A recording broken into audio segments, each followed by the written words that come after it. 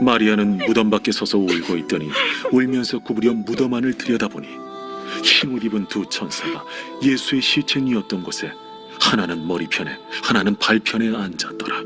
여자여, 어찌하여 우느냐? 사람들이 내 주님을 옮겨다가 어디 두었는지 내가 알지 못함이다. 이 말을 하고 뒤로 돌이켜 예수께서 서 계신 것을 보았으나 예수이신 줄은 알지 못하더라. 여자여, 어찌하여 울며 누구를 찾느냐? 마리아는 그가 동산지기인 줄 알고 이르되, 주여, 당신이 옮겼거든 어디 두었는지 내게 이루소서. 그리하면 내가 가져가리이다. 마리아야. 마리아가 돌이켜 히브리 말로 라보니, 이는 선생님이라는 말이라. 나를 붙들지 말라. 내가 아직 아버지께로 올라가지 아니하였노라. 너는 내 형제들에게 가서 이르되, 내가 내 아버지 곧 너희 아버지 내 하나님 곧 너희 하나님께로 올라간다 하라. 막달라 마리아가 가서 제자들에게 내가 주를 보았다 하고 또 주께서 자기에게 이렇게 말씀하셨다 이르니라. 이날 곧 안식 후 첫날 저녁 때에 제자들이 유대인들을 두려워하여 모인 곳의 문들을 닫았더니 예수께서 오사 가운데 서서 이르시되, 너희에게 평강이 있을지어다. 이 말씀을 하시고 손과 옆구리를 보이시니 제자들이 주를 보고 기뻐하더라. 너희에게 평강이 있을지어다. 아버지께서 나를 보내신 것 같이 나도 너희를 보내노라. 이 말씀을 하시고 그들을 향하사 숨을 내쉬며 이르시되, 성령을 받으라. 너희가 누구의 죄든지 사하면 사하여 질 것이요 누구의 죄든지 그대로 두면 그대로 있으리라. 12 제자 중에 하나로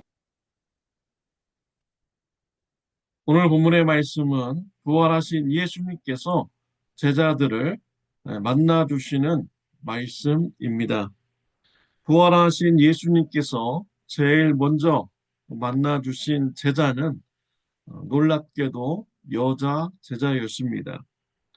오늘 본문 17절, 18절 말씀에 보면 예수께서 이르시되 나를 붙들지 말라. 내가 아직 아버지께로 올라가지 아니하였노라. 너는 내 형제들에게 가서 이르되 내가 내 아버지 곧 너의 아버지 내 하나님 곧 너희 하나님께로 올라간다 하라 하시니, 막달라 마리아가 가서 제자들에게 내가 주를 보았다 하고 또 주께서 자기에게 이렇게 말씀하셨다 이르니라. 부활하신 예수님께서 처음으로 만나 주신 제자는 막달라 마리아였습니다. 정말 놀라운 것이죠. 부활의 큰 사건의 첫 증인이 바로 여자였다라는 것입니다. 이러한 것은 예수님의 부활이 진실이다라는 것을 또 말해주는 것입니다. 예수님의 부활이 거짓이었다, 꾸며내었다라고 한다면 첫 번째의 증인이 여자가 아니었을 것입니다. 여자는 율법에서 증인으로 세움을 받지 못합니다. 만약에 거짓을 지어냈다면 남자 증인으로 첫 번째 증인으로 세웠을 것입니다.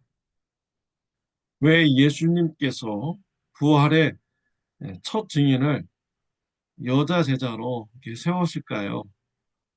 막달라 마리아가 다른 남자 제자들보다 더 예수님을 사랑하였기 때문이라고 생각합니다. 막달라 마리아는 예수님의 무덤을 찾아갔습니다. 예수님의 빈 무덤을 보고 매우 슬퍼하며 그 무덤가에 앉아 있었습니다. 반면에 남자 제자들은 어떻게 하였습니까? 그들은 예수님의 무덤을 찾아오지도 않았고요. 나중에 막달라 마리아가 전하는 예수님이 무덤이 비었다라는 소식을 들었을 때 그제서야 찾아왔습니다. 예수님의 무덤을 확인한 제자들은 또다시 집으로 들어가서 숨었습니다. 문을 닫아놓고 두려운 마음으로 그 안에 숨어 있었던 것입니다. 이런 남자 제자들에 비해서 이 막달라 마리아는 예수님을 사랑하여 예수님의 무덤가에 있으면서 울고 있었던 것이죠. 막달라 마리아의 예수님을 향한 열정이 크기에 우리 예수님께서는 부활의 첫 증인으로 막달라 마리아에게 나타나셨습니다. 그리고 이러한 부활의 소식을 제자들에게 가서 알리라라고 말씀을 하셨습니다. 부활의 소식을 전하는 사명을 막달라 마리아에게 주신 것이죠. 막달라 마리아는 예수님을 만나는 기쁨을 누렸고요. 축복을 받았습니다. 그리고 사명을 감당하는 어, 여자 제자가 되었습니다.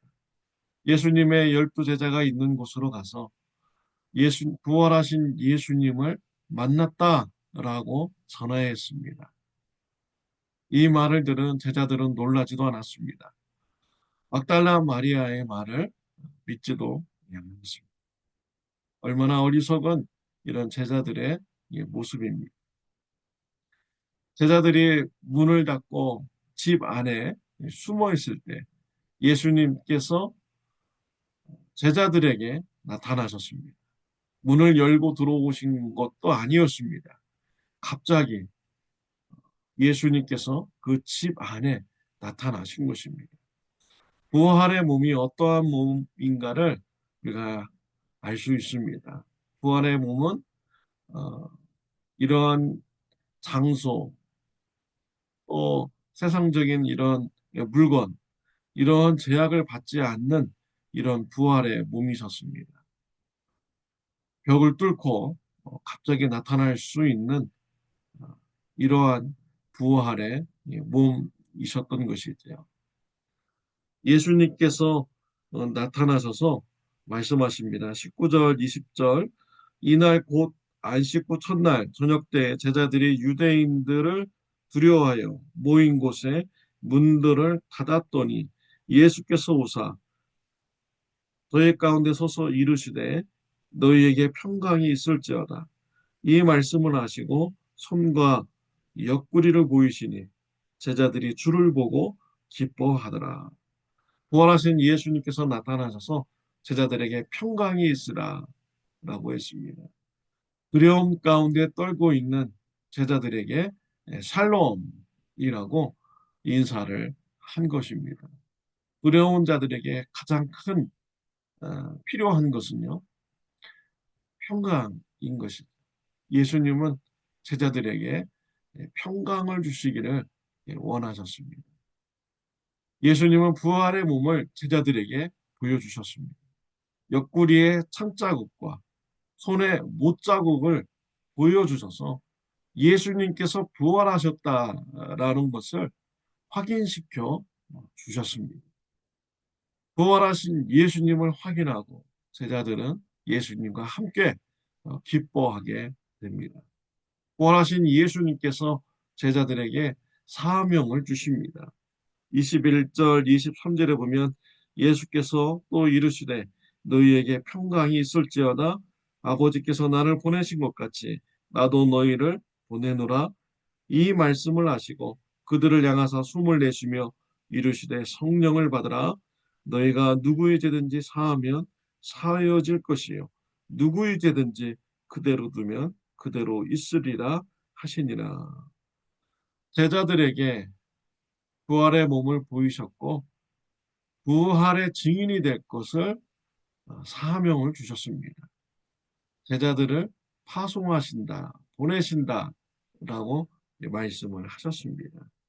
그리고 성령을 받으라 라고 하면서 숨을 내쉬어 주셨습니다. 예수님께서 보내시는 제자의 사명, 너희가 누구의 죄든지 사하면 사하여질 것이요 누구의 죄든지 그대로 두면 그대로 있으리라 라고 했습니다. 깜짝 놀랄 사명을 주신 것이죠. 제자들에게 죄 사할 이러한 능력을 주셨습니까? 우리가 이 말씀을 오해해서는 안 됩니다. 제자들에게 죄 사하는 권세를 예수님께서 주셨는가? 아닙니다. 예수님의 부활의 소식이 전해질 때 그 소식을 듣는 자들이 믿음으로 받아들이면 죄 사함 받는 이런 축복이 일어난다라는 것이죠. 부활의 소식을 전하지 않으면 부활의 소식을 듣지 못한 자들이 죄 사함을 받지 못한다라는 이러한 뜻인 것입니다. 예수님의 부활의 소식이 전해질 때 죄 사함 받게 되는 축복이 임하게 되는 것입니다. 네, 마태복음 16장 19절에도요. 내가 천국 열쇠를 네게 주리니 네가 땅에서 무엇이든지 베면 하늘에서도 매일 것이요 네가 땅에서 무엇이든지 풀면 하늘에서도 풀리리라. 예수님의 제자들에게 천국 열쇠를 주신다라고 말씀하셨습니다. 이 말씀은요. 예수님의 복음이 전파되면 복음을 듣고 믿는 자들에게는 천국 문이 열려서 들어가는 축복을 받게 되는 것이죠. 그러나 복음이 전파되지 않으면 믿는 자들이 없게 되고 천국 문이 열리지 않게 된다라는 이런 말씀인 것입니다. 죄 사함 받는 은혜, 천국 문이 열리게 되는 은혜, 제자들의 사명에 달려 있습니다. 제자들이 사명을 감당하면 죄 사함 받고 천국 문이 열리게 됩니다. 제자들이 예수님의 복음을 전파하지 않으면 천국 문이 닫히고 죄 사함 받는 은혜가 없게 되는 것이죠. 이러한 사명이 열두 제자에게만 있습니까? 저와 여러분들에게도 동일하게 주어졌습니다. 마태복음 28장 19절 20절에 보면 너희는 가서 모든 족속으로 제자를 삼아 아버지와 아들과 성령의 이름으로 침례를 주고 내가 너에게 분부한 모든 것을 가르쳐 지키게 하라. 제자들에게 선교의 사명을 주셨습니다. 교육의 사명을 주셨습니다. 보냄받은 자로서 우리가 선교의 사명, 교육의 사명을 잘 감당하는 저와 여러분들이 되시길 바랍니다. 우리가 사명을 감당할 때 예수님의 부활의 소식이 전해지게 되고요. 죄 사함 받는 자가 생겨나게 됩니다. 천국 문이 열리게 되는 것이 부활의 증인이 되는 저와 여러분들이 되시기를 바랍니다. 기도드리겠습니다. 하나님의 아버지 감사합니다. 우리에게 중요한 일을 맡겨주셔서 감사합니다. 부활의 소식을 전하여서 많은 사람들로 하여금 죄 사함 받게 하는 은혜, 천국문에 들어가게 하는 은혜를 이웃에게 전해주는 자가 되게 하여 주옵소서. 선교의 사명, 교육의 사명 감당하는 저와 우리 성도님들 되게 하여 주옵소서. 예수님의 이름으로 기도드렸습니다. 아멘. 오늘 하루도 선교의 사명 감당하시기를 바랍니다.